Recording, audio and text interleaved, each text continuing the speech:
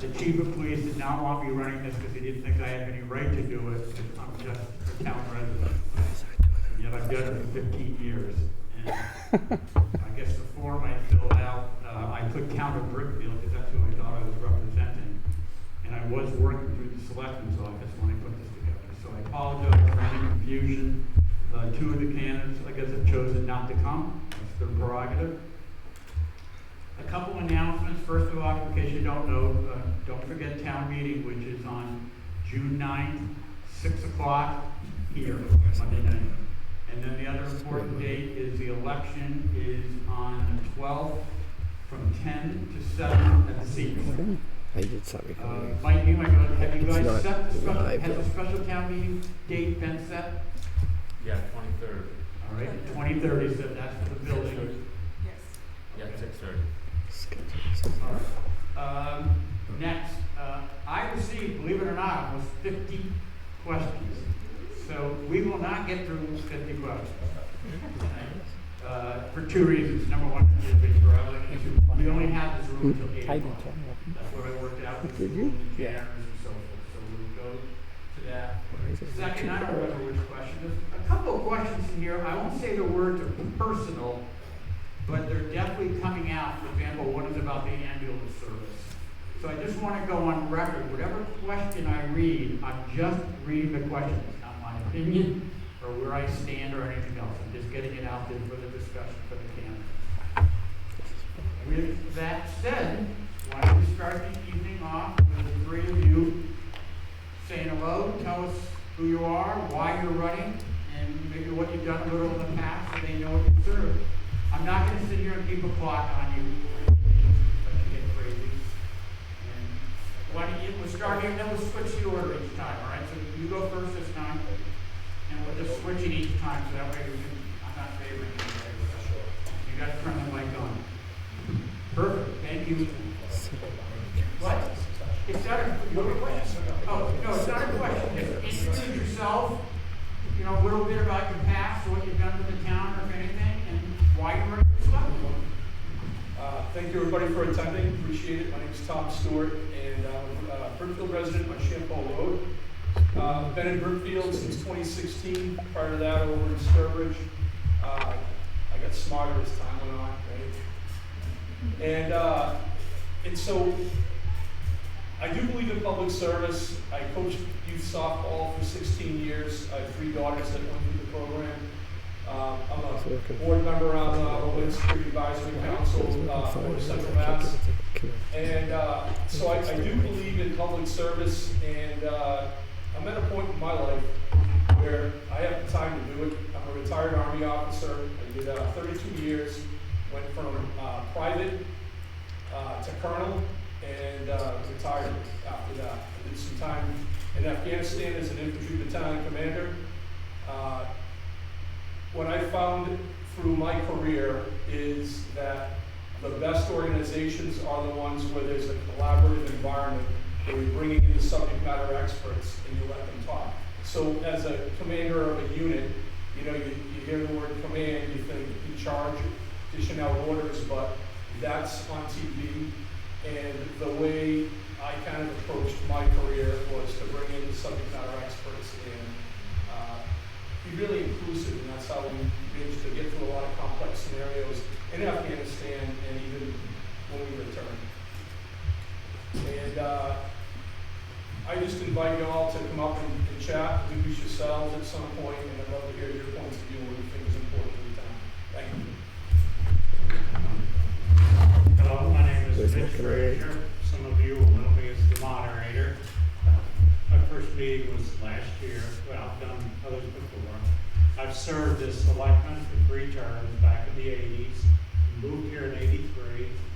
Raised my kids here. Worked the rec committee. Served on all the different committees. I'm on the Heritage Harding Fund. And I feel with my experience and background that I could really help the town. We have some big projects that really need to be looked at and studied hard. And I think it's very important. I'm here just to help the town. That's why I'm focused. So if anyone has any questions, feel free. I'm very open and honest about everything.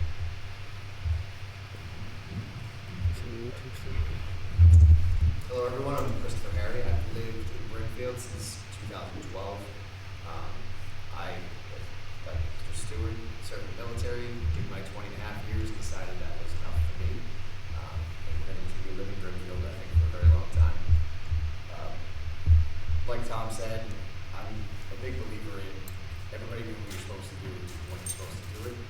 I think the select board is a place where the knowledge and information funnels to, and we help and assist the town and the other building committees with making informed decisions, but based mainly on the input from people who are the subject matter experts. I feel like there's been some communication issues over the last couple of years, and I think we need to address those. It seems like there might be some problems with information passing up, down, left, and right between the boards and committees up to the select board, and I think that's has to be fixed. It's imperative we have that for great decision making in the future, especially with the big town hall project going on and possible senior center down the road, things like that. We have to be on the same page. So again, just being fiscally sound, make sure communication is going well. One other comment, this is a question from one of the people sending it to me, and I'll just read it. To clear up any rumors or confusion, please tell us if any of today's questions have been shared with the candidates by Mr. Miller. And the answer is no. Nobody has seen any of these questions, correct, gentlemen? Thank you. Now, this question's been asked in many different ways from people, so bear with me. I'm just going to try to put it all together. You just mentioned it. I'll read it to you. It says, please publicly state if you support the town hall project as proposed by the building committee on May 8th meeting closed session. Please explain why you do or do not support the project. Mitch, you go first. I have mixed feelings about the project. Initially, on what they had focused and proposed, I agree with it. I like the town hall, it's there. It needs to be upgraded. We really need a serviceable space. But it's, from what I understand and with what it's grown to and the amount, I just don't think it makes sense. You know, maybe we should keep that facility there, restore it, give it to the Historical Society, and build a new town hall. I think that makes a lot more sense. But I've got an open mind. I want to sit back and see what's going on. But at this point, I'm not real comfortable with what they propose.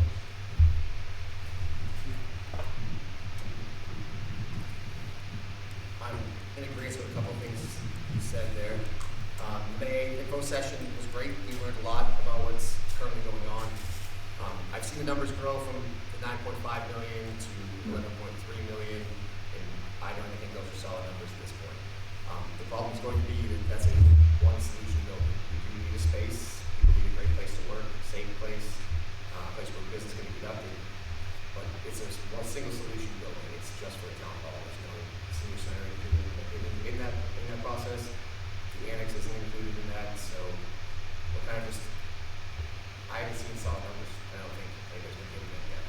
So if the numbers they gave us are true, where it's $280 approximately per $375,000 household, we don't know if that's going to stay true. And we also have to think about things like the trash bill coming soon, things we haven't seen yet coming down the road. Our taxes are going to incrementally creep up, and it's going to be to a point where people will not be able to afford it.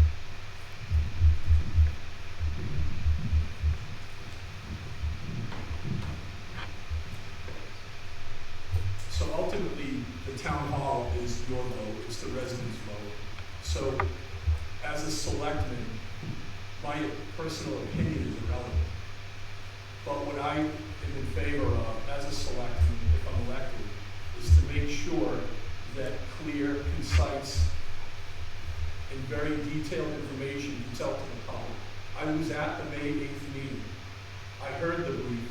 I took notes in this notebook. I saw the numbers. We have some very talented volunteers in this town that have put together a lot of work to try to give you 3 courses of action on the town hall. Your vote is what's going to decide yes or no. So that's my answer coming from my position if I'm a selectman. Now I'm going to give you my own personal answer. And I say support this. And the reason I say support this is because if you were there May 8th, you would have seen 3 courses of action. The first 2 were, here's 1 course of action, but we'll do it, and here's why. The second course of action was that $8.something million course of action, but here's why we shouldn't do it, because it has limitations to it. And the $11.3 million solution incorporated bits and pieces that we need, because when we talk about a senior center in the future, and this gets back into that capital improvement planning committee, right? We need to strengthen that. We need to get it very active. And we need to have a long-term sustainable plan. You can't just approach these things as a one and done. You can't approach them as what's today's emergency, or next year's emergency, or the year after that, and the year after that. You need to have a plan that's about 10, 15, maybe 20 years out, however long it takes. So every annual budget that you see is planned on some kind of a tracking spreadsheet of when all of these things are gonna come up and be due. And right now, we're faced with the same question they had in 1870, what, 1873? And it was, do we build a town hall or not? Those people participated.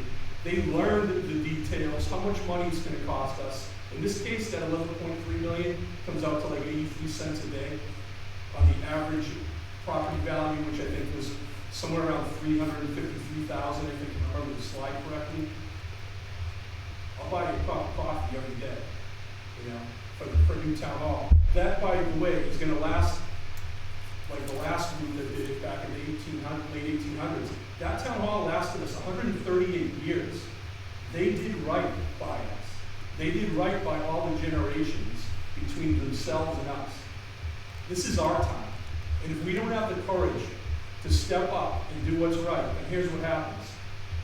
You can drive through many communities in Massachusetts. You can go north of us in towns, and you can see what happens when their old brick warehouse buildings just kind of erode, and the town doesn't know what to do with them, or they just, even worse, just indecision on what to do with them. We've been down this road in this town, right? We've walked this dog. It could have been done a lot less expensive back in like 2016, but did we? No, we didn't. So here we are, it was too expensive back then, right, quote unquote. So here we are at 11.3 million. If you say no this time, then it's not going to be affordable in another 5 years. These prices go up. Now let's talk senior center, that's the next piece that has to, you know, be talked about. But if you go with that 11.3 million plan, the way that's going to be built, you have an option at some point to build a senior center off the back end.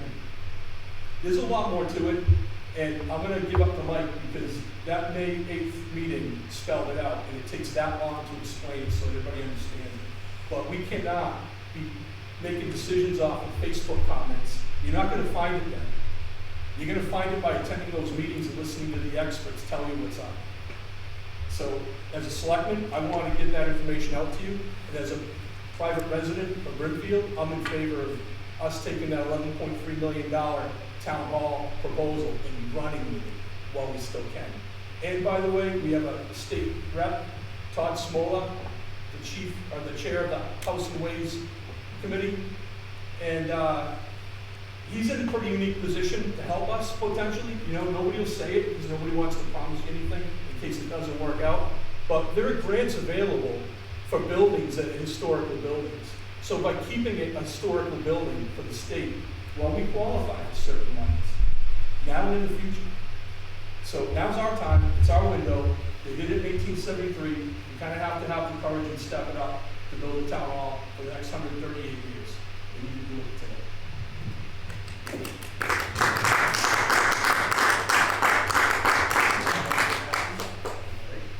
I'll bring it back to you, answering the first question right here. Yeah, I think it's All right. This is regarding, I hope I can pronounce it, the Wreath Across America. Do you like the old way that was done or the new way? Well, Wreaths Across America is something I actually participated in. Turn on your mic, please. Wreaths Across America is something I participated in as a veteran laying a wreath. And it was one of the most basic things I've done in town. Those people honoring those who came before us and paid the ultimate price. Amanda Day did an amazing job with Wreaths Across America. She worked with them. It's a national program, which coordinated with them perfectly all the time. The attendance was amazing. I feel like the outcome every time I went was outstanding. We had a great time, played the wreaths, paid their respects, and at one point it was even a vocalist from the, I think it was the 215th Army Band that came out and sang the national anthem. So I think it was highly respected, and turnout was amazing. Everything was just done right. And family members were able to sponsor the wreaths. Almost all the wreaths were sponsored by family members at one point. I think it was, I'm not sure what the year was, but when it was turned over to what the wreath ceremony currently is, I think it was taken away from Amanda and the citizens. I think that we need to go back to what it was and have that input. It's kind of dwindled to where the attendance isn't that great, and I don't think the respects are being paid that they should be. I think moving forward, reconnecting with Wreaths Across America would be the best way. Whether it's Amanda or whoever's in charge of it now. I think this year the people for Wreaths Across America is Kevin Moore and George Adams, I believe. So I'm not sure what's going to happen with that. Being that Mr. Moore is not the veterans officer, and Mr. Adams is not going to be on the board of selectmen anymore. So we probably should reassess that as well. But bring it back to what it was, get it back out there, get the families back out there, get the town support and the fire department, get them back out and see everybody have the time that you have together as citizens of the town on the group serve.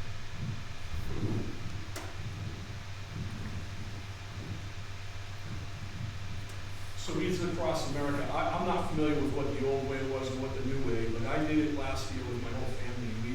We were invited by Phil Corville, the commander of the American Legion in Sturbridge, and we actually went to, I think, Wales to help them out. Like you, Chris, there's a ton of meaning in that Wreaths Across America. So I wish I could tell you what I think about the old way, the new way, but I will say Wreaths Across America, the old way or the new way, is something we all should be getting involved in. It's a real patriotic event. You're reading every gravestone. You're seeing, just about, these people live the lives of their veterans that sacrificed, and you'll hear me talk a lot about selfless service, right? There's a lot of meaning behind that. Anyway, Wreaths Across America, I think the old way, the new way is something to be decided by the committee that plans that. And whatever they decide is what we should probably get on board with. And first, thanks for your involvement in our towns. Wreaths Across America. That's good. I agree with both these gentlemen. It's a great project and a great event. Whether it's the old style or the new. The old style was more personal like that. I have friends in the cemetery who served over here, and we've honored them and done all that.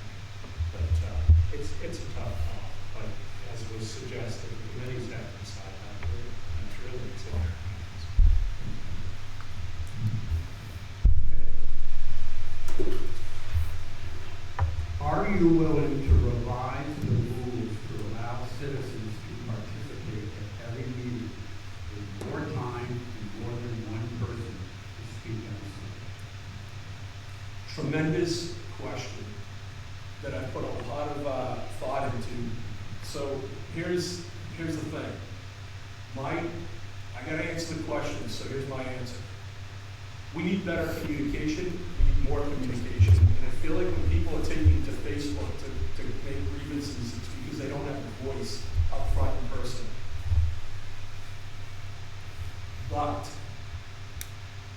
the select board has to have the time to be able to discuss and deliberate in order to conduct the town's business. So where is the balance? I'm a believer that if you petition or you put something on the agenda for a select board meeting, then I don't want to just sit there and vote, without you being there. I'd love to have you there. I'd love to hear you in your perspective.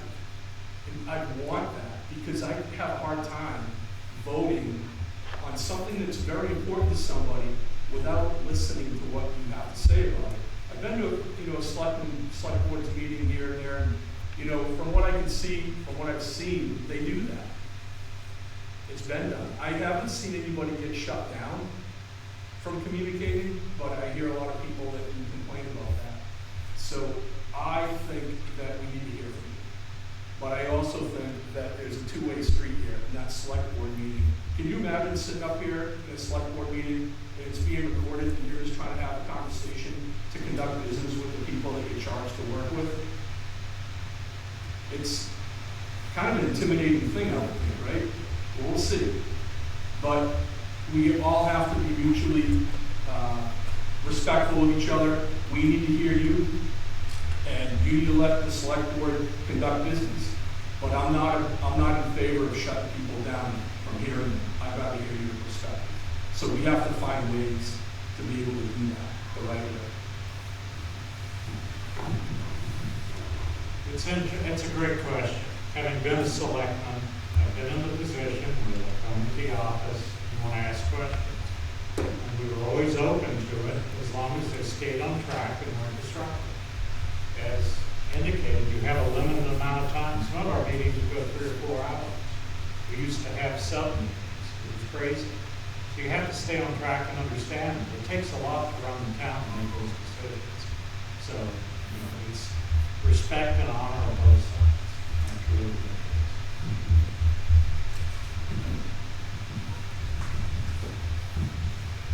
I agree with both the things folks have said already.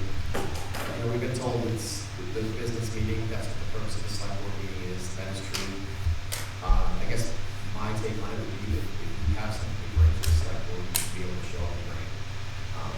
In the past, it's been said that you don't want open meeting violations, all these things, but if somebody brings something to the select board, it doesn't matter how small they seem to you, it could be gigantic to them. It could be the thing that's absolutely ruining their month. They need to take care of it. If that means a pothole or something simple. They came to the meeting, in the beginning they're allowed to speak and say their piece, then we could probably point in the direction of somebody to fix that. You can't make decisions, you can make decisions or have discussion, but you'll be able to advise quickly or get out of the next time. And while it could pose there being 50 people in line to say something, I don't think that would be the case. So people felt like they were able to be heard. We did the initial flood, but I'm sure that there was some point balancing getting people on the agenda for more important topics or just placing people in the right departments. Maybe we say handle. I just think that the other part of that is the chair of the board controls the meeting. So if things are out of hand, it's the chair's responsibility to fix that. Monitor time, not allow people to get out of hand, things like that. Not allow some people to speak and not others. That's another part of it too. So the way it currently stands, if you have something to say, you say at the beginning of the meeting, only if it's on the agenda. And that doesn't make a lot of sense to me because when you get to the agenda item, what if something's brought up that you have to contribute to that? Then you can't. I've seen it happen where it happened. So that's my take on it. I think public access is probably my hottest topic for me. I think it should be, everybody should be able to come here. And if you say the meeting could be 3 hours, I'm willing to do that. Because that's just what you would like to do. So, it's that.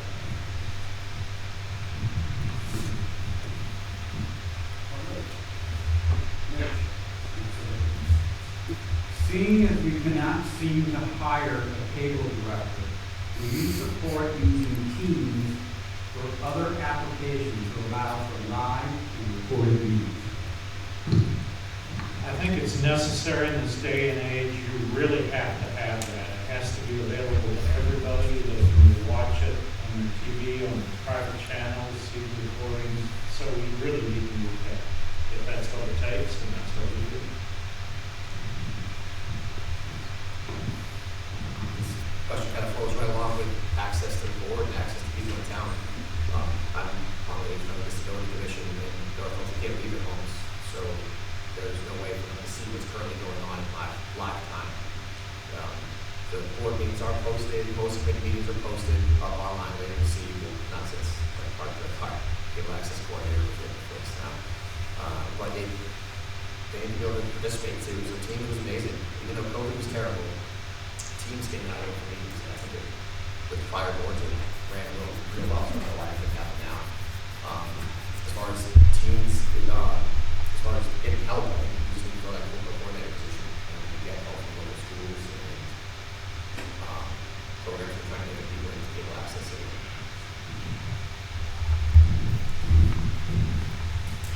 yes, I do support recording our meetings so that people that can't make it can see what is being said and what's being shared. It's the only way to keep your population informed, just like that May town hall meeting. It was really good, a lot of good info.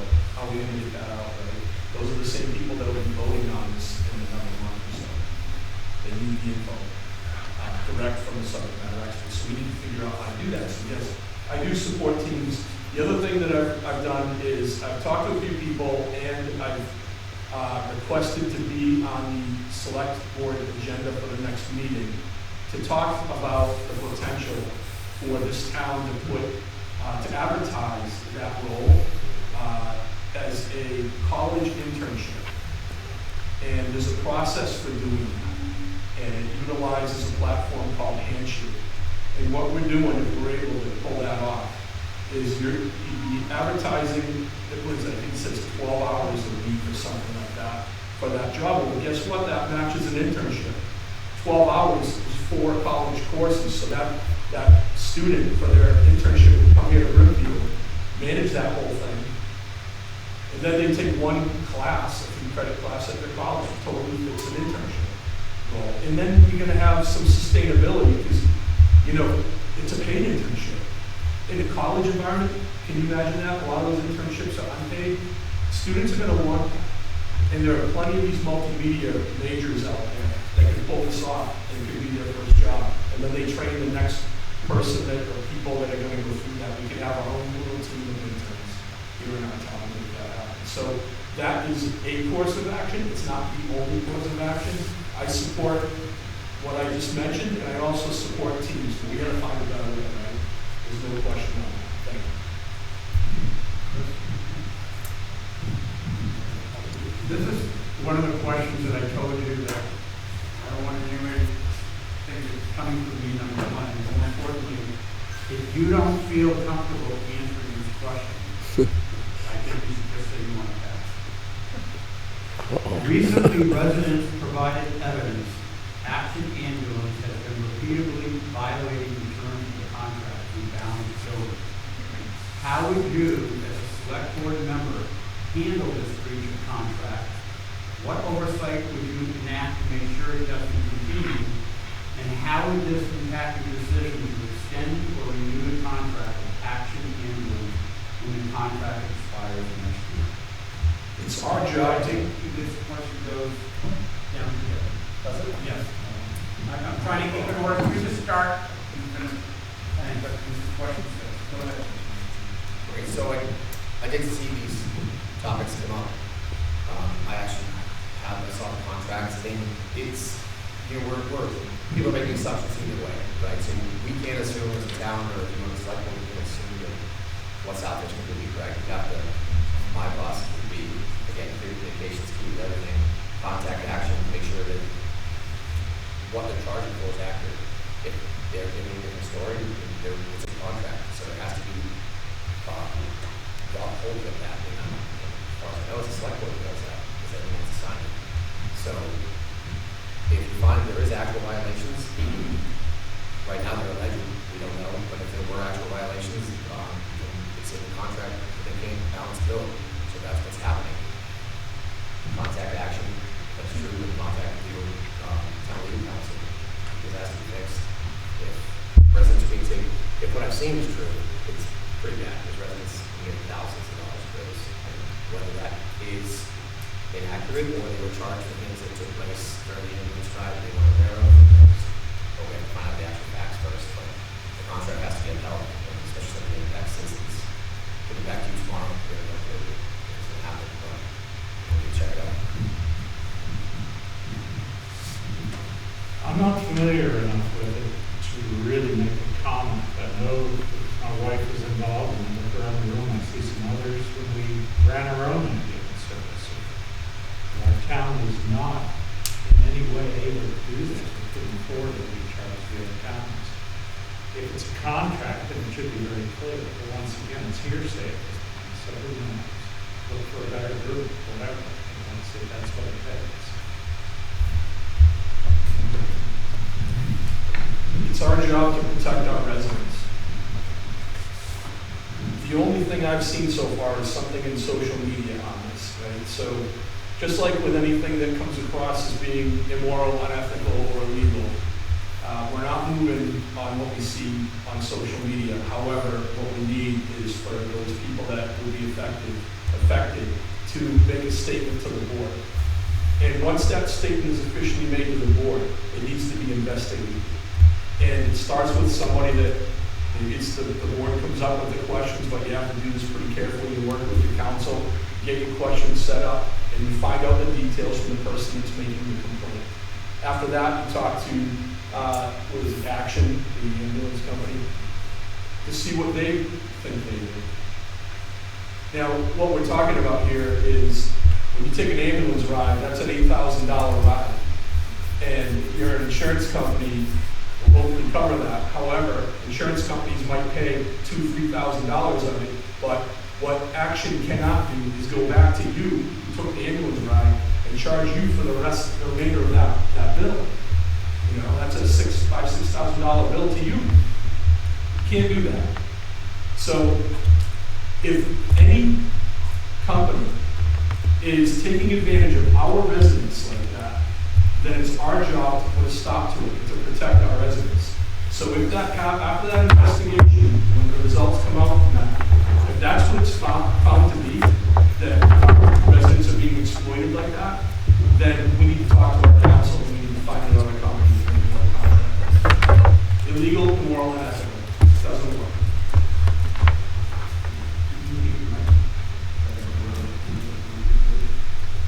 At the building committee information meeting, we learned the town needs a town-wide handicap accessibility plan before we can receive handicap accessibility grants.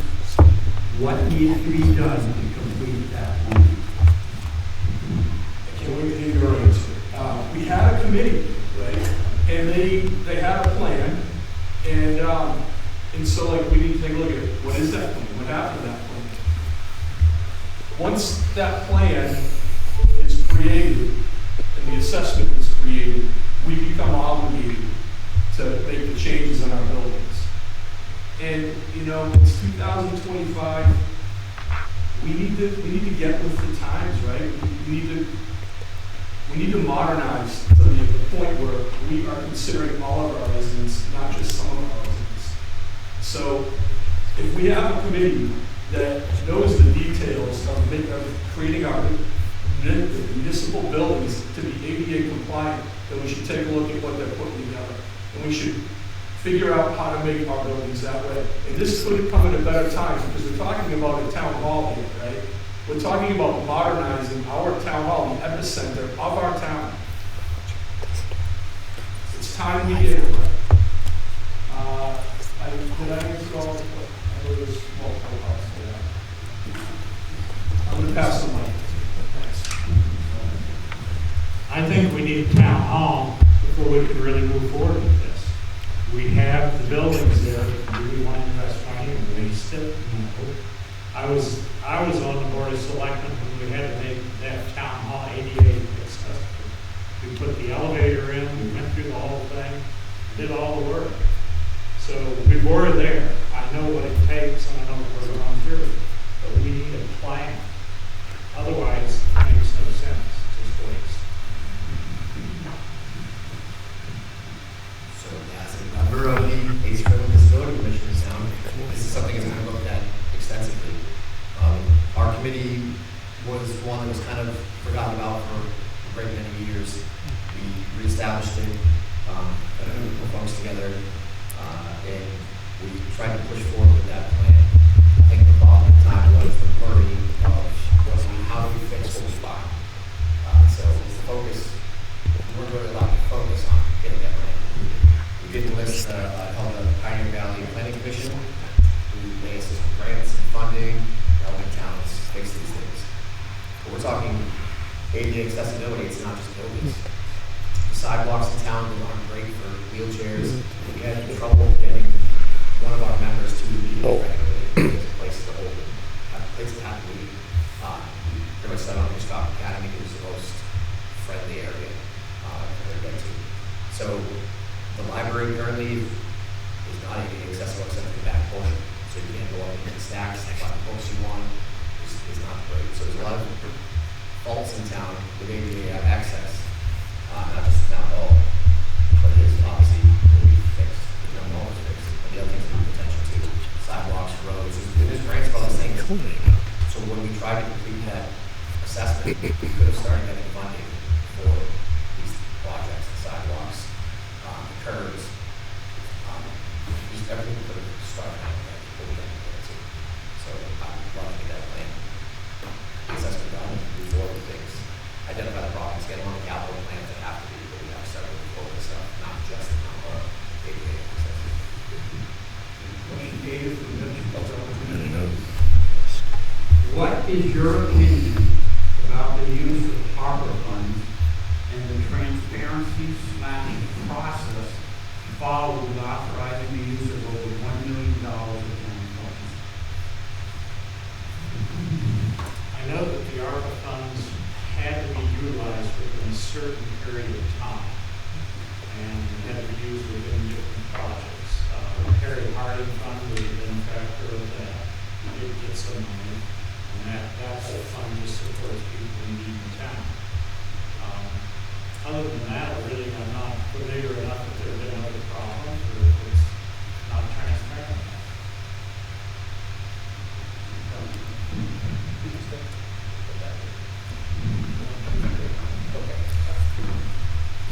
So the ARPA funds were something that, again, COVID was terrible.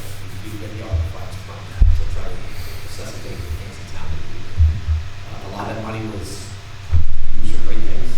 I think that it was $650,000 was put away for the water project. And again, you probably have to say communication a whole bunch of times. The communication with that money was not great. The ending of it all was an $11 million to emergency distributed money to patient using. I think because of that, we probably lost the scope of the project. It was handed off to Board of Health, and I think the oversight was possibly continued when it was. So we rushed at the very end, the last day possible, to get money allocated. That's not really good business. The communication was great. Boards and committees were working together. Input from citizens, all of it was working like a machine could read. Everybody communicating freely up and down. That did not have happened.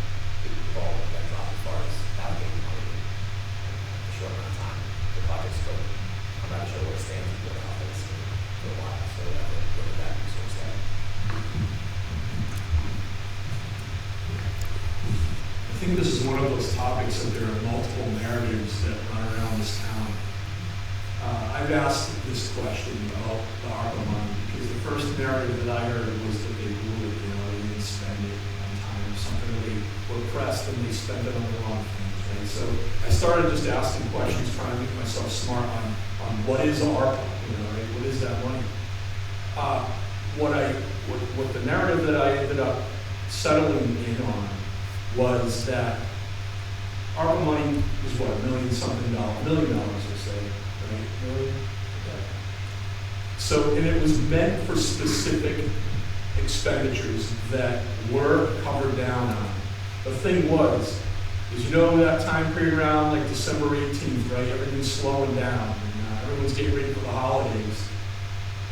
Well, there was still money left. And you either spend it or you lose it. And so there was some like last minute hard work by the volunteer public servants of this town while the rest of us were, getting ready for the holidays coming up to get a plan together and spend the rest of the ARPA money. And I think, I'm trying to remember what I was told, I believe some of it was for a playground, but little odds and ends, to get that end of the year money spent. But I think there's just multiple narratives. One narrative is like, you didn't spend it on what you're supposed to spend it, you spent it on a playground. And then there's another narrative that, no, it did get spent the way it was supposed to get spent, but there was some left over that needed to be spent before it expired. So, I've done my best. I've talked to a bunch of people on it. I'm getting different thoughts, different narratives. I don't know what the truth is yet. I just think that when you are provided any kind of funding that has a timeline attached, then you need to start collaborating, not just with the select board, but with all the departments, within all the volunteers, from the building committee to the health, finance, and believe, finance is a key one right there, right? They have, I imagine they have some pretty good input to figure out what is the plan to spend this, and you create that timeline so that there's nothing, you're not at the last minute right before Christmas and New Year's trying to spend it. Question 9 starts with Chris. Do you believe the town needs to pursue having a town administrator to help with the grant writing, human resources, and follow-through? If so, what office space do you propose to be available for this position?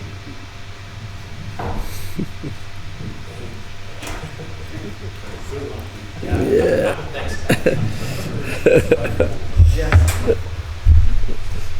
Like everything else, communication, that's what the public is telling them to push that way. I think they have to prove line by line, go through that, at the annual town meeting, approve monies, and we can put holes on anything and question it. This way I look at the current situation in town with pay. I come from the government world, that's what I'm used to. There's pay bands, minimums and maximums. Currently, right now, I've seen over the years people just asking more money for positions because they're doing more things. I think job descriptions have to be fully laid out, decide who's doing what. If a town administrator made sense to this town in the future, we do that. But currently, right now, I think probably the job of the town administrator is distributed amongst probably 20 people. So, would that mean we take those positions away from boards, committees, clerks, select board? What the select boards, I don't know what the answer is. But if it made sense financially to have that consolidated to one spot, I'm not against it. But at this point in time, I think that we have to rectify the whole personnel system first. Instead of asking just more money for a clerk, get a pay band for a clerk. Why it makes sense. Higher responsibility to look at that type of thing. But figure out who's doing what first, and then if that makes sense.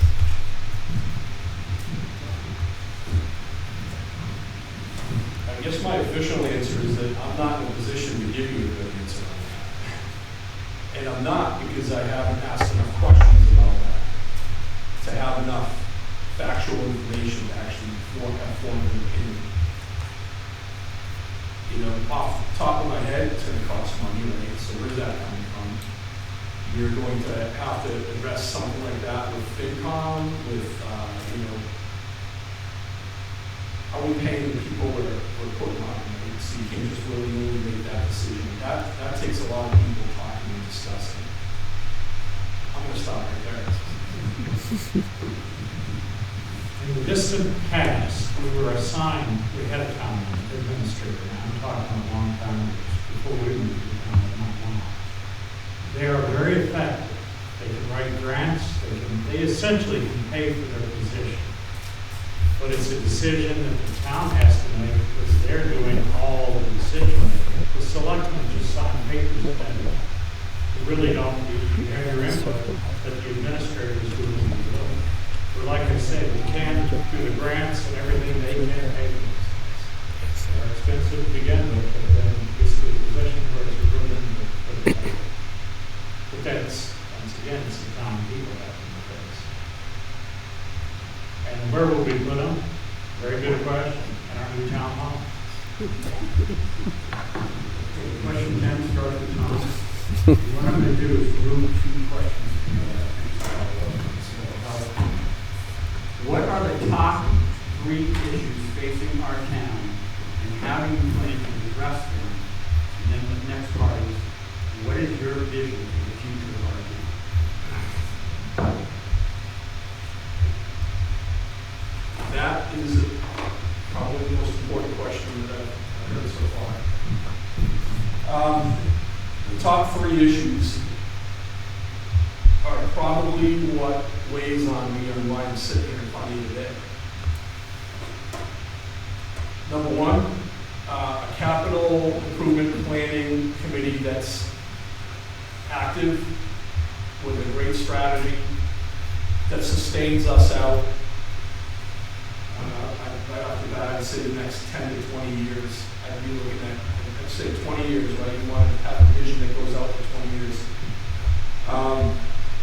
The second one would be attracting and planning for commercial businesses to enter Brimfield on some of that commercial property on Route 20, but it needs to meet the face of our town, right? Something that you'd be proud of driving by. This is my town.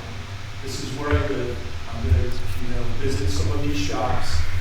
I'm not talking Dollar General stores or anything like that. I'm talking it needs to meet the face of the town. That brings in revenue, and when they bring in revenue to our town, it alleviates your tax burdens, and we're going to need that for any real vision that sustains us out to the next 20 years. You know the topics that we discuss right now, the complexity that we need to solve with all the things we have going on. We're going to need some help, and I think that the attracting the commercial business footprint in town and supporting them in our town is one of those ways. The third thing that I've thought a lot about is the culture of our ability as a community to have the dialogues that we need to have to solve the complex problems of this town. And as, we'll just throw the town hall thing out there as an example. We're having a tough time. We're having a tough time just talking to each other about it. And I get it, they say that, when resources are scarce, things get personal. And they're personal to every one of us. We need to find a way to change the culture of public service in this town from being of the political lens. We know politics. You see it at the national level and all the problems with it. Why does it have to be here in Brimfield? When you have volunteers serving on all these committees, why do we yell at them? You ever been to one of those meetings? And there's plenty of people, they'll yell either in person or on social media. But that's not the kind of dialogue we need. And that culture needs to change. We as a community need to get our arms around that piece of it. And we need to take some folks together, put them together to have different perspectives. And just because they have a different perspective, I want the town hall. I'll sit there all day long with somebody who doesn't. I've had these conversations with people that don't want it. And we've gone back and forth like a tennis match of a discussion and sharing the facts that we know. And in the end, it's a great dialogue. We need that kind of dialogue in this town. We need, when I first announced I'm running, right? I asked to go speak at an event, and the answer I got is, we don't do politics here. And that was like a rude awakening for me. It was almost like a punch in the face. And it's like, is that what I'm doing? Because I don't really need this. I'm willing to do it. I'm willing to put my time, effort, and hard work and my brain into being on the select board for this town and helping to solve that complexity. But the culture out there is, now you're not talking to our people. We don't do politics.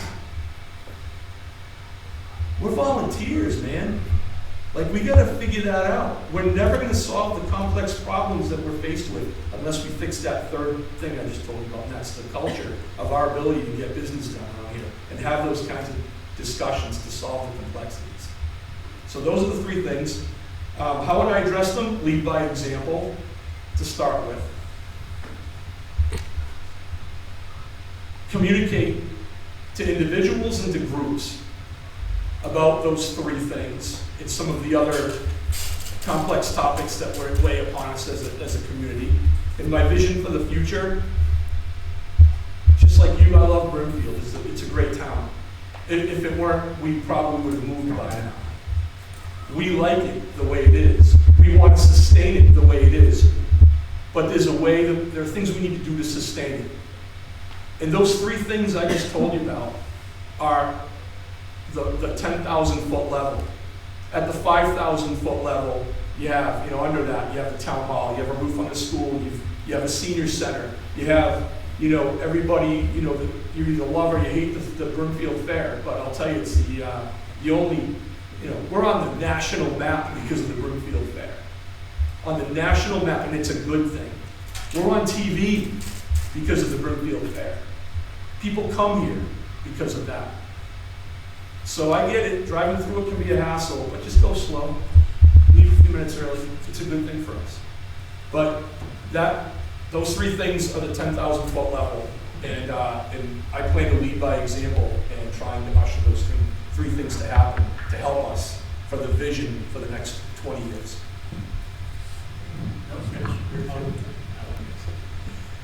It's a tough question, but I think the foremost thing is we need to get more of our young citizens involved in our town. You look around the room, look at the age of us. And I encourage, I try to promote.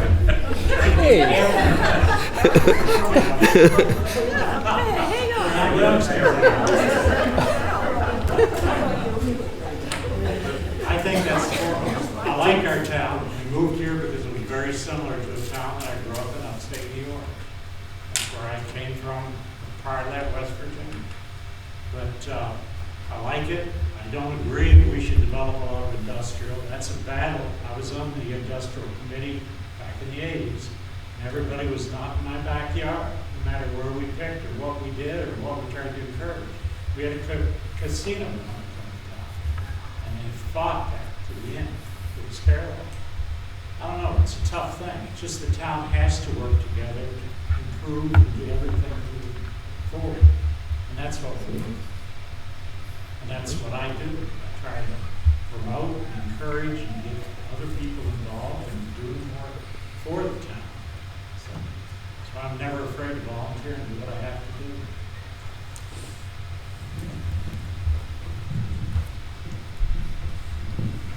I'm sure if we asked everyone in the room, everyone would have probably three different things. They have some similarities. So again, my three things may not be yours. That doesn't mean that I'm not going to listen to you and want to help you with your three. So I am big on keeping the taxes low. I know it sounds like what everybody wants to do is keep less money out of my pocket, paying up for everything else. But it's true. And Tom touched on it with long-range planning. I feel like while we're getting information out from the town hall, some, not all, if this is planned out further, longer ago, more things about capital plan, better laid out, these things we could address them sooner and start planning and start saving. I think if we don't do that, we're going to be in trouble. We're going to be doing this. If the town hall passes and we do it, then we're going to be doing this again in a couple of years for something else and something else if we don't get that plan together and make sure it's really well laid out and financially sound. One of my other things would be bring unity back to all of us. We all are in this town together. Doesn't matter if you live on the east side, the west side, north or south. We're all residents of Broomfield. And we all have to be heard. We all have to have our problems taken care of. I think a big way to do that is by using our bylaws effectively and properly, the way they're written. I've done a lot of reading of bylaws, and I feel like there's a lot in there that maybe in the future we can work on updating. But currently right now, if we're operating outside of that, we're not holding people to the standard based on bylaws. It's not a good look, and people are going to take advantage of that. Everybody's running the same way, same direction, by the same set of laws, and everybody's going to be okay. We're going to get along and do good things. Third thing would be allowing people to be heard. Tom mentions Facebook. I think people go there when they're not able to have their voice heard anywhere else. So some people may see people complaining on Facebook. I see people with great ideas that are being stifled. So we have to have them heard in the proper light, proper place, and proper people. And things would turn around pretty quickly, I think, if that was possible. Also, along with that, you talk about serving, public service, serving on committees and boards. That's good. The power needs to go back to those committees and boards because I feel like they're not living to their full potential. If you're not allowing them to do what they're supposed to do, then it's not going to work. Select board has to facilitate that and pass things back down to them as appropriate. Vision for the future. I see all of us, this room, more full every time, for select board meetings, annual town meetings, just ready to vote and do good things for the town, all of us together, not one side, the other, whether this benefits me, not them, just all do together. Question, let me start with Mitch. What, in your opinion, is the role and the responsibilities of any special powers of the committee chair, in particular the select board chair? His role is to review the warrant, to select the articles and whatever, if you're doing bids, any of that business, and to make an agenda and a list for the meetings. Having done it, I know for a fact. It's a tough position because you've got to go through and pick and choose. You don't have time to do everything. And that's what makes it tough, once again, to allow people to speak freely at those meetings. If you know ahead of time and there's an agenda posted, and you can get on the agenda. Typically, we always allow it. No, make a change. But that's essentially what he has to do.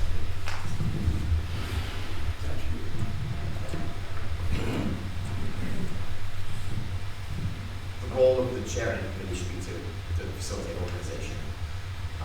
Every member of that board or committee is an equal member. The chair just kind of bears that additional responsibility of smooth operation and being in charge of what's going on. The leader, if you will, for the committee or board for that time frame. Like Mitch said, setting the agenda is key. Not revising it a bunch of times if not necessary. I think that's big. So again, for the public to see what's going to be happening at the next meeting, so they can be there if necessary. Allowing the public, I'm very big on allowing the public access to come back to its full potential. If that can be dialed back or fixed or moderated by the chair at the time. If things got out of hand, that's their people want responsibility to take care of it. Obviously, the police chief at every meeting I've ever been to, with this chief or the previous one, and that's why they're here. Not necessarily to pull anything out of the meeting, but if necessary, somebody had to remove worst case scenario, that's pretty cool. So the chair is there to run things smoothly, make sure it goes well. But yeah, I think the Attorney General puts it, allowing public participation to the maximum extent possible. That's how it's put in Mass General laws. Those were two great answers, and I have nothing to add. Question 12 starts with Chris.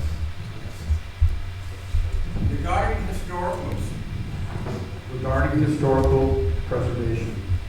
Brimfield has a rich history reflected in its buildings and artifacts. What are your specific plans and priorities for preserving these invaluable historical assets for future generations? And how would you work with the relevant town boards and community groups to achieve this? If I was on the select board, if I was elected, that's my responsibility. Again, like, take a step back, I feel like the select board should have liaisons to all of these boards and committees where you're the go-between, where you may not have to get on the agenda for something, but you can assist, facilitate getting something accomplished. While I'm not an amazing history person, I'm never great at it, but there are people in this town who are amazing at it. So I'm a firm believer in using people for what they are best at and what they can accomplish the most amazing things with. If you provide them the tools to provide their knowledge to you, you're going to get great answers and have great communication back and forth on these things. Because we moved to Brimfield also, because it's a beautiful place. I'm from West Brookfield, a few towns over. I love the small town feel. That should never go away. So if we have the historical societies and the historians, and everybody's going to work together to keep this town what it is, I think it's a great thing to do. And we should help select board or any other board, they should help the best they can.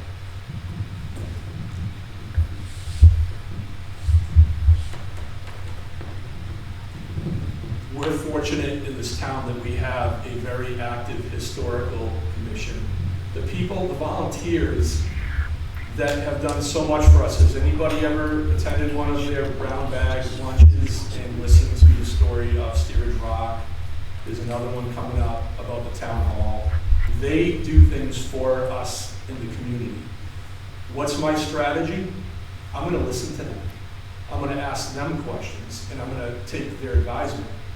I do value our history in the town, and I would want all of those historical artifacts preserved.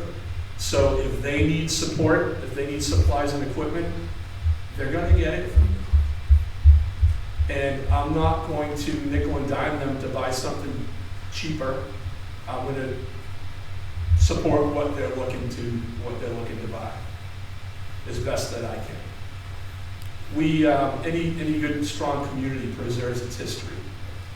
And I'd even go a step further, and we talked earlier about engaging our young people. We need to bring our young people to some of those brown bag lunches and let them listen to the history of their community. Let them gain the appreciation. You know, on Memorial Day, we were out on, just off the Common, and there's a monument there that talks about the Native Americans that were here many years ago, you know, and to see that monument there and to read the story of these people that walked the same land that you're walking, and how they took care of it, right? Stewards of their environment, as we are. That sets a clear example. That history inspires, hopefully, it will inspire you like it inspires me, to be a steward of our community and take care of its natural resources and certainly preserve its history. So I'm listening to our historical folks and what they think, what they need, and I support all of them. Those very good answers. It's always been a battle in this town to get money for the historical restoration. We did a study on the cannons down here. Now, those are a national monument. They're all owned by the federal government. They're all registered. And we worked to try to get them refurbished and refitted and everything done. Couldn't get the money. I spent 2 years with the project. I worked with Bob Corey's big on the committee. There are a lot of people that are involved. It's just they need the support and the encouragement to move ahead. The willingness is there and they're eager, but it just, you have to support it. Okay, that's been the toughest part. Question 13 starts with Tom. The goal is communication. It's a two-part question. Do you believe the best way to reach the residents of Broomfield is through a private Facebook group called the Broomfield Mass Community? Why or why not? Do you believe that is the best place for people to learn about their town government?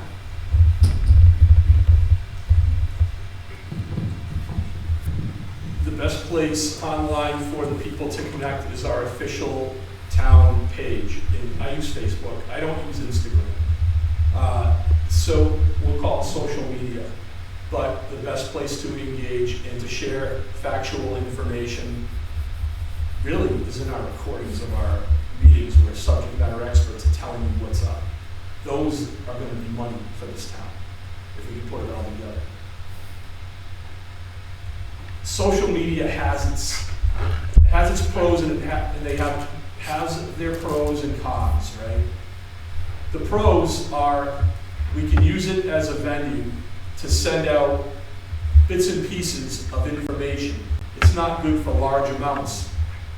The complex issues that face our town. You can't take the May 8th town hall meeting and put that in a Facebook post. You can't do it. You can take bits and pieces, but the problem is, and here's the con, people are going to start commenting. And they're going to comment what they think, but they're going to present it as what they know. They're going to present assumptions as facts. So we have problems there. So it's a double-edged sword on the best way to communicate as a community. But I'm going to go right back to these recordings need to happen. They need to be placed on our official town website, possibly launched via social media. Turn off the comments, right? The comments aren't helping.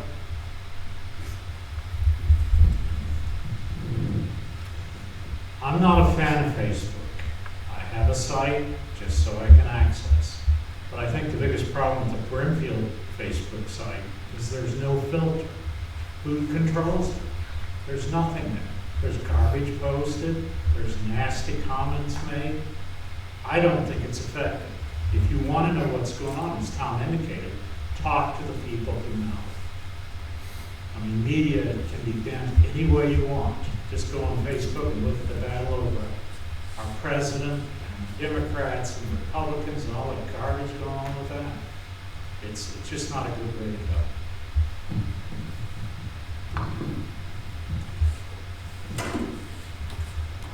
So, communication, like everyone wants to hear what they need to hear. If you feel like they're not getting what they're supposed to get, they may go down that road of posting things and get it out of hand, and then somebody takes a comment, it's not really where it was meant to be.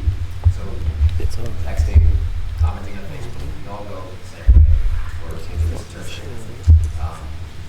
the Brookfield Facebook page, as far as I know, is owned by a citizen of the town, so I'm a big first, second, ultimate supporter. So if you want to say what they want to say, they can. It's a matter of what's done with it, what's done about it. Obviously, it's not a vote. There was a vote on Facebook. It's just what they feel for that moment. So I've seen pretty regularly the last probably year and a half, there would be postings from a board member, a select board member, with limited information, and then, yes, the comments would go awry sometimes. But there was no re-engagement or clarification or anything like that. It was more just one comment, and then it was a loud comment. So things inevitably can spin out of control. I think when the board and I think the town for town employees has a Facebook social media policy, so that's not being enforced. I haven't seen it. I don't know what it says, but that should be looked at too. If the town would want employees posting, they would make that very clear. But I think that First Amendment speed for clarification is great. Tom's right. The meetings aren't good. That's where the real knowledge comes out, real information gets to you. But again, that's only as good as what you see in the moment. That snapshot. So re-engagement all the time would be awesome. It'd be good for everybody to see. Okay, question 14 starts with Mitch. Oh, by the way, 9 people submitted questions, and I have asked at least 1 or 2 from everyone. Do you believe the town will be eligible for grants that would offset the tax burden for the town hall project? And will you be sharing that possibility with members of the public who may be concerned about tax increases? And will you commit to helping the town apply for any and all possible grants to cover the project, whether you support it or not? Yes, I agree. We are available to get grants for the town hall. There's a very specific definition. We can't change its structure and outlook face. We have to maintain a certain historical presence, okay? Yes, I would support that 100%. Anything to reduce taxes and help keep the town afloat moving forward. I love the town hall. I worked in that thing for years. I probably still have a key for it. But it needs work, stuff like that. We need to utilize that advantage and get the grants that we could use for it.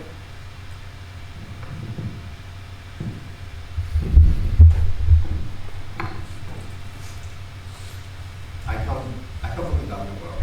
We try to get funding for everything. I agree fully with applying for ADA grants, historical grants, any grant that could possibly give a penny to a project you're working on should be applied for. But they are ethical grants. They're not a guaranteed set of money for you, so you can't determine your project cost based on you might get that $2 million grant to get a blue. They could tell us what we get, and then that money dries up for the state. Who knows what the case is, but I think as a town, we have to know worst case numbers all the time. And then if they get better, they get better. That's great. But again, knowing the grants are as good as the person who's writing them. I know that great grant writers in town over the years. Citizens have stepped forward to help with that, volunteer time, and that's what we need to focus on. So if we are going to move forward with this project, we're going to apply for grants, we have to make sure the person who's doing it and the team who's doing it are very good at what they do. Make sure we have the best possible chance to get it.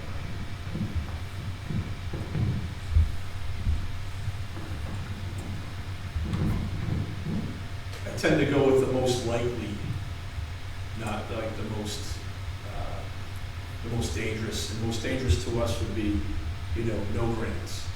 I don't think that would happen, but I think I would start out by visiting the historical committee and asking them what they know about grants and their availability for the town hall. I think we have something beautiful in that town hall that's sustained time. We just need to get it to 2025, and in fact, we actually need to get it to more like 2050. We need to get it there. We have some amazing elected officials that are, State Rep Todd Smollett, that I saw him the other day at the Memorial Day event on the Common. I said, we need to get together. And he agreed. And one of the very first things that I'm going to bring up with Todd is the issue of grants and how likely are we? And what do we need to do to get them? Who needs to get smart on grant writing? Do we have anybody in this town that's smart on grant writing? There are enough volunteers that are on all these committees, people like us here that are putting ourselves out in front of you. I'm sure we can find somebody that would volunteer to help us with grant writing, right? We need to be writing a lot of grants. ADA, Chris, for that plan there, but certainly for one of our most prized capital possessions, and that's the town hall. Would I share with the public? Absolutely. I want the public to know what we're doing, what we're trying to do, and I would engage the public that if anyone can help in this process, we need you now. And yes, I would help apply for all possible grants. All right, based on the time, I want to give you each the opportunity to have some closing remarks and any thoughts you might have to add. So starting with, the order, starting with Chris, and then it'll be Tom and Mitch. Any final thoughts, comments, or whatever you'd like to add? Please. Thank you all for coming, by the way. Thanks, Tom. Thanks for putting it together. Appreciate it. I guess my final thoughts would be, if I am elected, the select board should be in place, a focal point of knowledge and information. We are elected to represent the town and conduct the business we're supposed to be doing, but we need that input from everyone. I feel like that hasn't been happening. I feel information's not being passed, and people may feel a certain way, and that's why they're not, or because however everything's set up, I don't know what the case is. The town is based on bylaws, mass general laws, things we have to follow. And if we're not doing that at the basic level, then we're going to fail somewhere else too. But the select board needs to get back to a point of, if it's going to be with the business folks of the town, quarterly meetings with department heads, input from department heads regularly. They are the subject matter experts. Yes, citizens have input too, but if we have questions about the highway department, we're not going to go to the Board of Health. It's just not a thing. So clear communication, lines of communication set up where people feel comfortable and employees are willing to share what's going on a daily basis. If people feel uncomfortable or like they're not heard or they're being treated terribly, then communication stops. So at the end of the day, we are here, and two of us get elected, two of the folks who aren't here, whatever the case is, we're here to represent everyone. Everyone in town has a voice. We're held to the standard. So we need to enforce that thing. Those laws, bylaws, standards by input from everyone. Citizens, department heads, boards, committees, we're all in this together, so we have to do it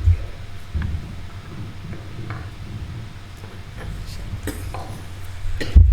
Public service is something that's pretty special for the people that are willing to put themselves out there on all of our behalf. It's about we, not me. And bringing back the public's respect for people that are volunteering for these positions. I've been to a bunch of these meetings, and you two are always here. Thank you for your service. Thank you for being attentive to what's going on around us. I recognize it. I appreciate it. I hope everybody else does as well. There are a ton of successes that our current select board has negotiated through. The problem is that we don't recognize those things as a community. We recognize the tough stuff, right? The things that slip through a crack, or maybe it didn't fit your perspective to perfection, but did it fit within the window of your perspective? Is it something you can live with, right? Because they're never gonna, when we make decisions for a community, I'm not looking for what's best for me, right? I'm looking at what's best for the community. And why I say that is because I know that you'll never match exactly what I want. But I'm not gonna be angry when you don't. What I will be angry about, or disappointed, probably a better term, is when decisions are made that are selfish and not selfless.